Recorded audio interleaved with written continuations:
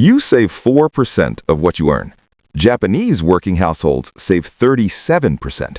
Same planet, completely different relationship with money. And it all starts with a notebook a woman invented in 1904 that has no app, no algorithm, and somehow outperforms every budgeting tool Silicon Valley has ever built.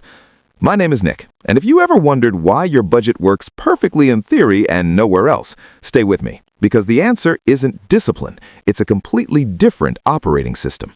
The average American personal savings rate right now is around 3.9%, meaning for every $100 that comes in, Americans save roughly 4 and spend the other 96. But the stat that should actually make you put your phone down isn't just about how much we save, it's about where we keep it. In the US, we live in a culture of leverage. As a result, the average American household keeps only about 13% of their financial assets in actual cash. In Japan, that cash number is 54.2%. More than half of their wealth is liquid, safe, and sitting in the bank. That is a fortress of stability. The Japanese aren't making dramatically more money than Americans. In fact, their median income is often lower. They don't have this stability because they spend less on everything. They have it because of how they think about everything they spend. Meet someone we'll call Ryan.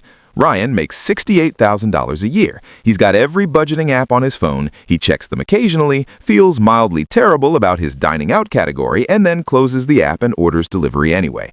Ryan's problem isn't discipline. Ryan's problem is that every financial tool he's ever used was designed to record his behavior, not change it. The Japanese figured out something about human psychology centuries ago that starts with a feeling, Mottainai. The word is about 800 years old, rooted in Buddhist teaching. It represents the felt weight of waste, the genuine discomfort of allowing something's full value to go unrealized. Americans are the anti-Mottainai nation. We throw away 80 pounds of clothing per person per year. We have a $38 billion self-storage industry, not because we lack space, but because we have so much stuff our homes can't hold it.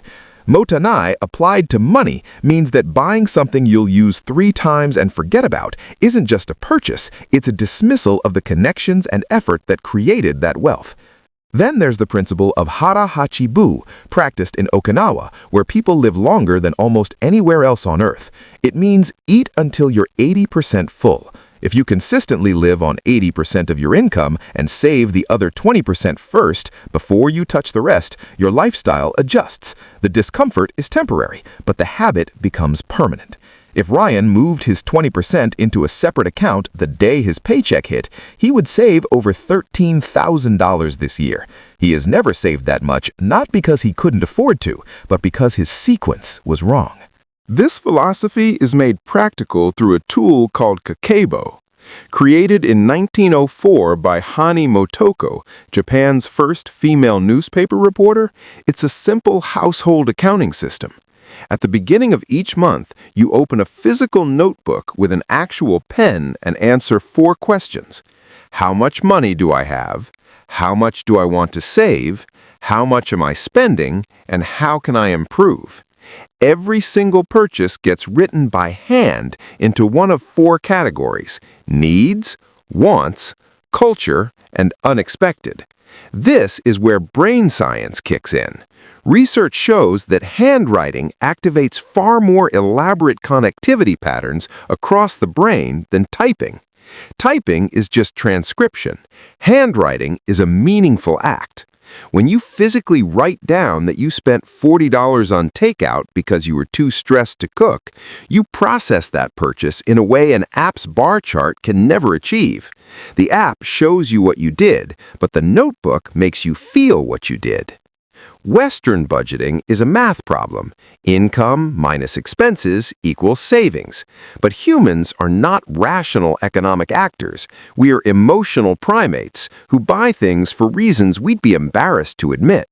Kakeibo knows this. Its month-end reflection isn't about hitting a number. It's about what brought you genuine satisfaction and what you regret. It's a therapy session for your spending. There is a phrase inscribed on a stone at a temple in Kyoto, Taru wo shiru. It means know what is enough. American consumer culture is engineered to prevent you from ever feeling like you have enough. Every advertisement is an argument that you are deficient. Japan isn't immune to this, but they have philosophical counterweights. Mottainai creates friction around waste. Hara Hachi Bu creates a default stopping point. Kakeibo creates a moment of deliberate awareness. The gap between having 13% of your life in cash and 54% isn't willpower, it's defaults. You don't need to move to Tokyo. You need a $3 notebook, a pen, and the willingness to be honest with yourself for 1 month. Move 20% of your next paycheck somewhere you won't touch it. Write down every cent. Stop filling the space where your life should be with things you don't need. The notebook is waiting.